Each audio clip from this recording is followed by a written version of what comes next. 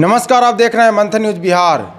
अपने दिव्य चमत्कार, हनुमंत कथा वाचन और हिंदू राष्ट्र की कल्पना के लिए हमेशा ट्रेंड में रहने वाले बागेश्वर धाम सरकार पंडित धीरेन्द्र कृष्ण शास्त्री एकांतवास में चले गए हैं। यह एक बहुत बड़ी खबर है। अब सवाल यह पैदा होता है कि आखिर ऐसा क्या हुआ कि पंडित धीरेन्द्र कृष्ण शास्त्री को एकांतवास लेना पड़ा। आपको हम बताते चलें कि पंडित धीरेन्द्र कृष्ण शास्त्री कुछ ही दिन पहले दक्षिण भारत के बेंगलुरु में हनुमंत कथा का वाचन कर रहे थे और वहां भी उन्होंने हिंदू राष्ट्र के संकल्प को दोहराया था और हिंदू राष्ट्र के अलख जगाने की बात की थी। उसके बाद पंडित धीरेन्द्र कृष्ण शास्त्री ने 5 दिनों का एकांतवास ले लिया है। आपको यह भी बता दें कि 5 दिवसीय एकांतवास के दौरान पंडित धीरेन्द्र कृष्ण शास्त्री सनातन धर्म पर किताब लिखेंगे। यह एक ऐसा किताब होगा जिसमें सनातन धर्म की खूबियों और महत्ताओं के बारे में जिक्र होगा। पंडित धीरेन्द्र कृष्ण शास्त्री ने इस किताब के बारे में कहा है कि यह किताब भारत देश के सभी विद्यालयों में बांटी जाएगी, जिससे भारत के सभी बच्चे सनातन धर्म के बारे में जान सके, उन्हें यह ज्ञात हो कि आखिर हिंदू धर्म और सनातन धर्म क्या है। कुछ ही दिन पहले जब पंडित धीरेन्द्र कृष्ण शास्त्री मध्य प्रदेश के मंदसौर जिले के खेजड़िया में हनुमंत कथा का वाचन कर रहे थे, तो उसी मंच से उन्होंने आने वाले दिनों में अपने एकांतवास की जानकारी दी थी।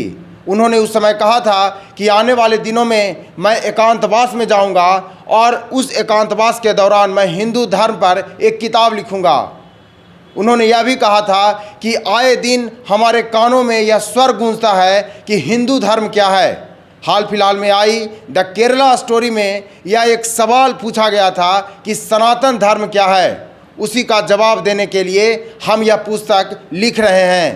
पंडित धीरेन्द्र कृष्ण शास्त्री ने इस किताब के बारे में जिक्र करते हुए कहा कि किताब लिखे जाने के बाद भारत देश के सभी शिक्षण संस्थानों में यह पुस्तक मुफ्त में बांटी जाएगी, ताकि सभी बच्चे हिंदू और सनातन धर्म के महत्ता के बारे में जान सकें, उसको आत्मसात कर सकें, या यदि उनसे कोई पूछता है सनातन धर्म क्या है तो उसको वह बता सकें। उन्होंने यह भी कहा था कि सनातन धर्म ही एक ऐसा धर्म है जिसमें बजरंगबली के शक्तियों का सामना करने का साहस है और किसी भी धर्म में ऐसी ताकत नहीं है जो बजरंगबली की शक्तियों का सामना कर सके।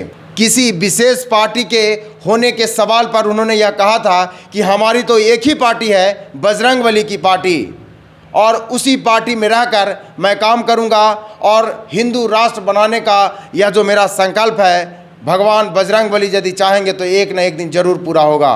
बागेश्वर धाम सरकार पंडित धीरेन्द्र कृष्ण शास्त्री जिस तरीके से अपने हनुमंत कथा का वाचन करते हैं, हनुमंत कथा के वाचन के दौरान वह दिव्य चमत्कार करते हैं, दिव्य दरबार लगाते हैं और जिस प्रकार से वह लोगों की अर्जी सुनते हैं, लोगों की परेशानियों को बताने से पहले वह उन परेशानियों को एक पैड पर लिख कर बता देते हैं, यह कहीं ना कहीं एक चमत्कार प्रतीत होता है। लोगों में इसी कारण पंडित धीरेन्द्र कृष्ण शास्त्री के प्रति आस्था है और जिस प्रकार से वह हिंदू राष्ट्र की संकल्पना कर रहे हैं, हिंदू राष्ट्र के बारे में जिक्र करते हैं, वह हमेशा से लोगों और कई नेताओं के निशाने पर रहते हैं। लेकिन भारत एक धर्मनिरपेक्ष राज्य है। इस सवाल पर उन्होंने यह कहा है कि मैं किसी को जोर ज़बरदस्ती से हिंदू मानने की बात नहीं करता, लेकिन अपने धर्म को प्रचारित करना, अपने धर्म का प्रचार प्रसार करना यह सबके हक में है और संविधान में भी इसका उल्लेख है। मैं वही कर रहा हूं और आने वाले दिनों में मैं हिंदू धर्म और सनातन धर्म की खूबियों को लोगों को बताऊंगा, जिससे लोग भी सनातन धर्म को स्वीकार करेंगे और भारत एक दिन हिंदू राष्ट्र बनेगा। पंडित धीरेन्द्र कृष्ण शास्त्री जिस प्रकार से एकांतवास के दौरान सनातन धर्म पर किताब लिख रहे हैं, वह आने वाले दिनों में कहीं ना कहीं सनातन धर्म के प्रचार प्रसार में तेजी लाएगी।